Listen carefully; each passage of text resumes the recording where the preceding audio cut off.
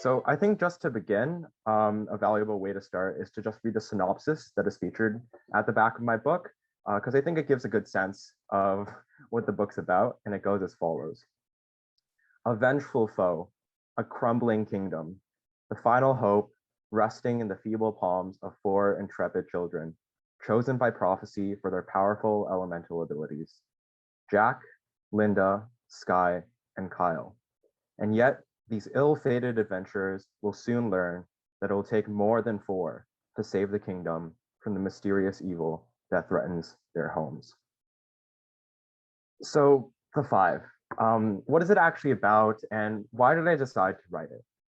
So, the story of me actually writing this novel is really the amalgamation of all sorts of different captivating stories that I had heard and I had read when I was a child, younger child, into a single thrilling story of my own imagination. So the idea for the five came to me first when I was actually in middle school, as my mom mentioned. I was still in the early years of middle school, and I really wanted to write a novel about characters I designed and a story that I was personally invested in. And to me, there was no better way to do that than to write my own book.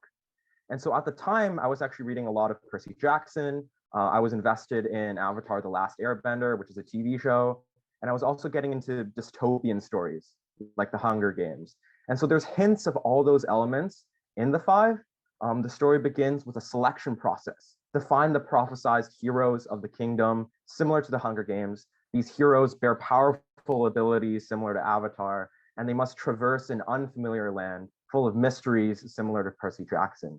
And so the five was my attempt to create a story I thought was missing in the world. And that was a story that had all the best elements from the books and the stories that made my childhood all the more enjoyable for me. Growing up, I had read a lot of extremely long, complicated books with extreme plot twists, as one would say. Some of the most memorable ones are similar to the ones Jaden and Albert read, such as Percy Jackson or Harry Potter.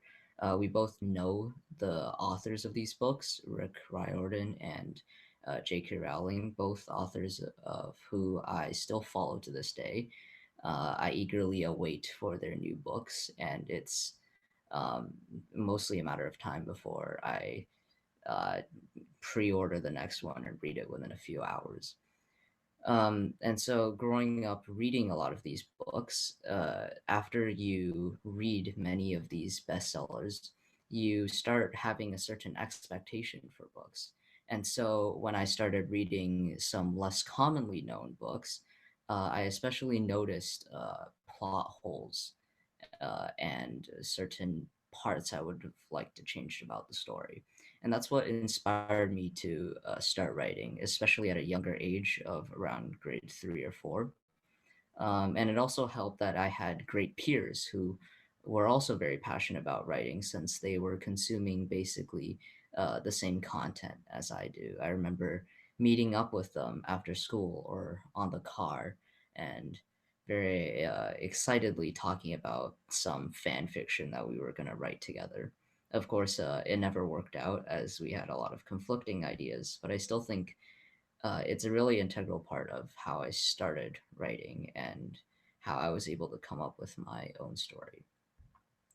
And so, as of right now, I've gotten into a lot of anime and manga, and I've found out that they're not really too different from books. They have the same complex plot. They simply choose to express their stories in a different way. Now, I'd like to call out a couple of anime PFPs or profile pictures I see in the audience.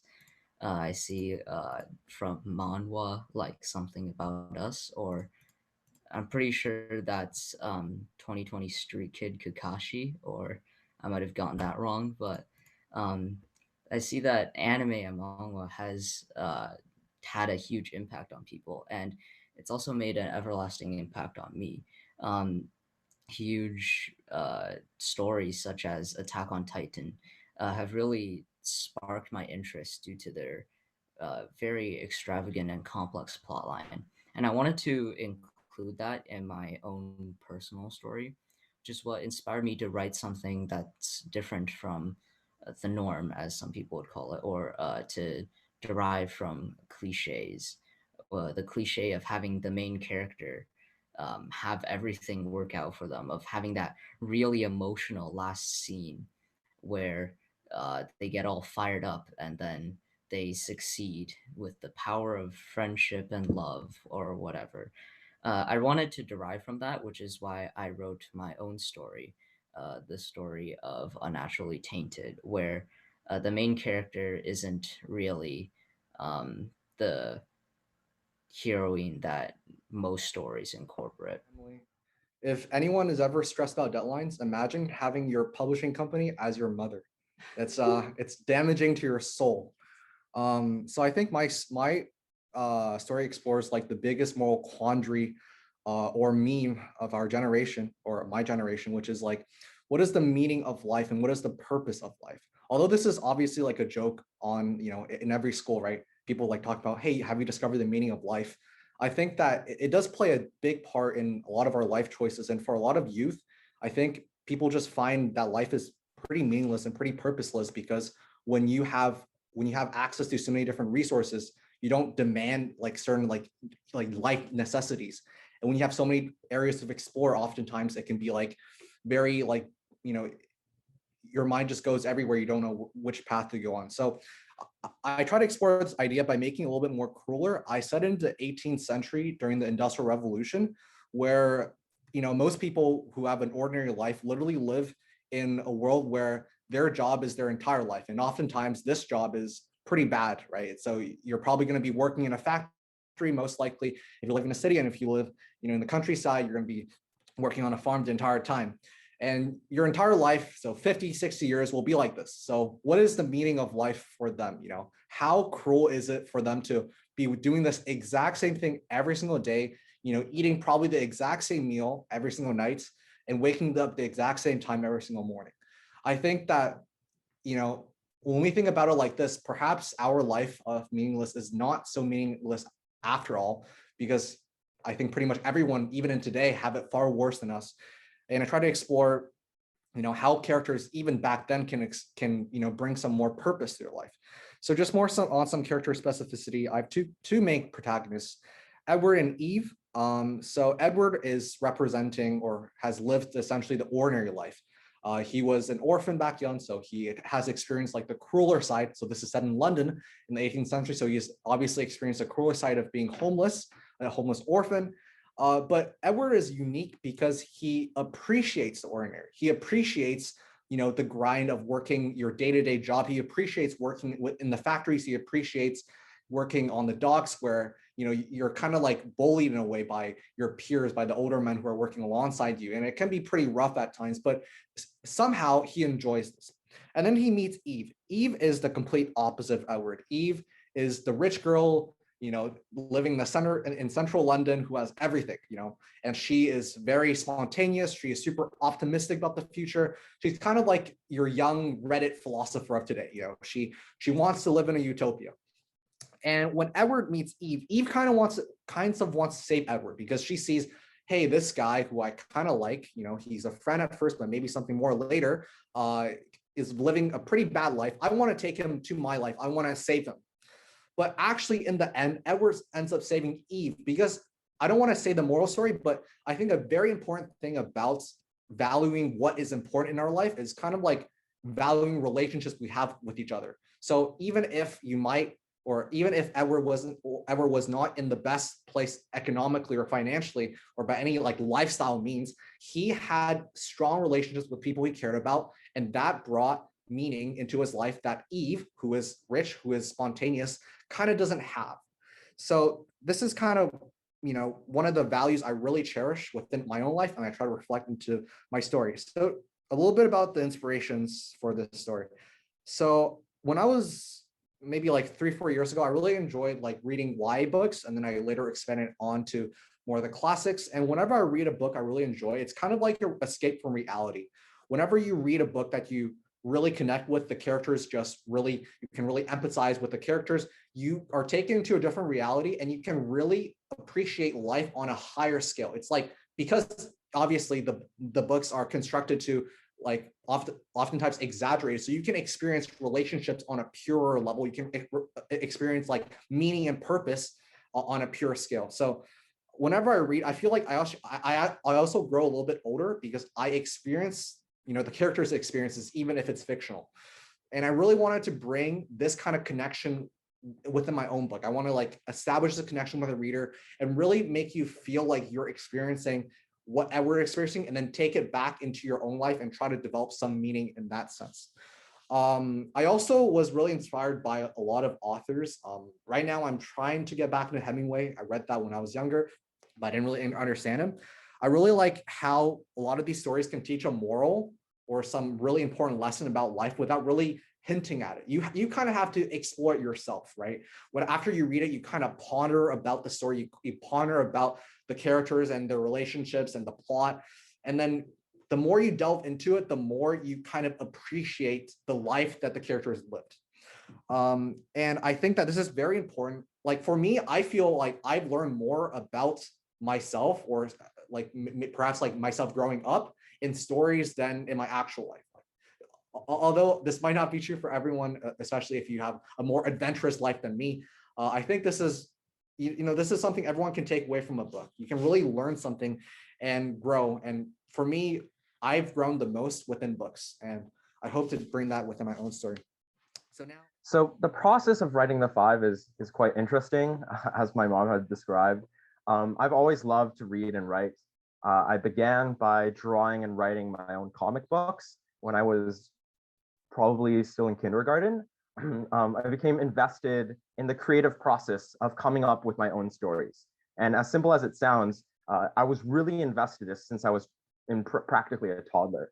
So for the first probably 14 or so years of my life, I was extremely into fiction. I would only ever read fiction and only ever write about fictional stories.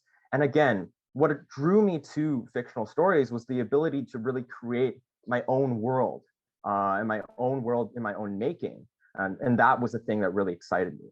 So in sixth grade, I wrote the first version of the five, as my mom mentioned. It was around 20,000 words, and it's still quite a feat that I'm impressed with myself, with my sixth grade self. But I do admit that first version was a mess. There was zero character development. The pacing was always really fast, and the things that happened in the story sometimes didn't make a lot of sense. But for the 12-year-old me in sixth grade, and some of the classmates and hockey teammates I had shared the story with, the story was fantastic, because every chapter I would sneak in a fight scene or have something really exciting happen, because that was what entertained me as a middle schooler. And in the end, I think that's what it boiled down to. I wrote because I enjoyed writing for myself. And I enjoyed being able to manipulate all the things that excited me in the stories and books that I read into my own story. But as I matured and as I entered high school, I realized just how silly many of the components in the story were. And I thought it was worth a try to fix the novel that had once so captivated me. So I spent months revamping the entire story, starting from page 1, chapter 1. I spent time developing the characters, making the world that they lived in more relevant, more believable, and keeping all the excitement that existed before, but adding softer tones where I could better construct the bonds between the protagonists and the tension that they experienced, even when there's little action going on. And so that's a good segue actually into the personal advice I have in terms of how writers can get into writing, if you're new or if you're just looking for some suggestions. And I think simply put, you just have to write. Your first draft will never be perfect. Something I actually struggled a lot with in writing this book was perfectionism. That was not something I struggled with as a 12-year-old. I pumped out that 20,000 word novel in a few months because I never looked back and I kept writing. And I would have fared much better with this version if I just sat down, wrote everything that came to my mind, and only looked back to review and improve. And so my suggestion for writers is to set out times during the day to write. For example, from 8 to 9, you are writing. And anything that comes to mind, you just write it down and repeat it the next day. And this just doesn't go for novels. It applies to academic essays, articles. It could apply to memoirs or poems, or really any form of text your mind can think of. Personally, I've recently engaged myself with a lot of creative nonfiction. So I read a lot of personal essays and memoirs, and those are of interest to me right now. And I find that especially with those, um, in terms of creative nonfiction, there's a lot of spontaneous writing that goes on about literally anything I found interesting during the day. And so I think that the beauty of writing and why I enjoy it so much is it emerges when you are most vulnerable, when you don't have a pre-written comprehensive plan. And even in those cases where you do have a plan, the plan itself is usually a result of open brainstorming, of jotting anything you can think of down on a piece of paper. And so my advice would be just to write. Now, I must admit that I stumbled upon quite a lot of, like very obvious roadblocks. I would like to think I'm not a perfectionist, but that would be kind of optimistic. Uh, Whenever a chapter doesn't feel right, I would go back and edit it only to realize that I'm obsessing over minor details. And oftentimes it would screw up my overall plot. And so I like to think of writing a book as writing backwards because you have to allude to what's going to happen in the future in your very first book. Your very first book should have close ties to your like the final book in your series. And I find details like these extremely like they're very hidden in most books. Let's take an example from Percy Jackson, for example. I'm sure a lot of you have read it, but if not, I would like to give a spoiler warning. But basically, in the first book, when Percy first arrives at the camp he stays to train at, there's a single sentence in a very unnoticeable paragraph where he remarks on the goddess of the hearth. He sees her as a young girl standing next to the hearth in Camp Half. These that are really cool, where the first book alludes to the final book. And especially when rereading these series, you tend to pick up on small details like this. And I really wanted to um, essentially copy that in my own book, where I alluded to a lot of the future plot in my first book. I think my advice is pretty similar to Albert and Yunkai's. It's just that don't be too much of a perfectionist. I've always struggled with kind of rewriting the same thing over and over and over and being too scared to share my writing with other people. If it helps, close your eyes after you've written a story or a page or even a paragraph, and then just share it with someone you trust to not critique you too hard. Obviously this person might vary, and sometimes you might have bad experiences, but most of the time people are very nice. And the more you share your work with other people, the more you actually feel encouraged to write yourself. So just don't be too shy and believe in yourself. Okay. So I want to, first of all, thank you to my parents for supporting me throughout the years on any of my writing endeavors. And secondly, I want to thank Yolanda and Catherine, who were my illustrators for the 5. And they worked tirelessly, and we went back and forth several times for multiple drafts of the drawings. And in the end, they produced really amazing artwork that elevated the novel to a whole new level. Hi, good evening. My name is Catherine, and I'm a grade 8 student at Don Mills Middle School, and I'm currently in the Cyber Arts program. In September, I will be attending Earl Haig Secondary School, and I'll be majoring in visual arts. My experience for the 5 was amazing, but a little bit stressful. I guess I would count this as my first official job, and I gained a lot of experience from it. Even though I am 13 and this is my first time illustrating for someone, I'm very thankful that Albert took a chance on me. And I needed to balance my schoolwork and designing. And at the time, due dates were piling up, so it was somewhat stressful, but it taught me valuable lessons about time and communication. My design process was pretty stable, but of course, there were some up and downs.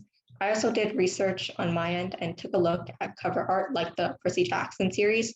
Communication did play a huge role in the designing process. Albert was great as he did include images of what he wanted to help with what I drew. This process did include redrawing and rethinking many images repeatedly, but it did strengthen my artistic abilities. This was a great way for me to learn about the importance of communication. It was a great way for me to gain skill. I'd like to thank Echo, my mother, for supporting me the entire journey. She has given me a lot of feedback and has really encouraged me. I also like to thank my illustrator, Cynthia, for really expanding beyond her limits in terms of apps, in terms of art style. We've communicated so many times, and she has listened to my ideas, and we've discussed for many hours about how to best represent my story. So I really appreciate her dedication. I'm currently in grade 11 studying at Univille High School. I'm a part of the school's arts program. So today I really appreciate having this chance to be the illustrator of Jaden's book, Memories at Sea. When I first first read the preliminary version of this book, I was very caught by the relatively abstract style of Jaden's writing. So I noticed that instead of narrating a normal concrete story like most other stories we read today, Jaden's book feels more like a big metaphor. So he conveys a message implicitly, and individual elements from the book weave the essential components of the message. For example, in the book he likens different places and characters as different ideologies. When I was creating the illustrations for the book, receiving feedback from the author and the author's co-workers on the style of my design deepened my understanding of the book. The general style of this book, of the illustrations, is surrealistic black and white line arts with small amount of color, which feels like a glimmer of light breaking into a world of complete gray. As you can see here. And afterwards, I'll pass it on to the next speaker. I hope you enjoy. The leaves began to rustle once again. Kyle ran. His limping jog transformed into a sprint. He could sense others had followed. In the distance, he could make out the form of a building, a castle. The man grinned, folding one leg over the other as he draped his arm over the back of the sofa. The padding torn as if a great beast with claws and fangs had ripped through it in a hurricane of rage. The radio faded into silence, the soft static vibrating throughout the room as the antenna slowed to a stop. So X's of my own story. Edward. A single voice calls out into the void. Vomit sloshes gently across the boat deck.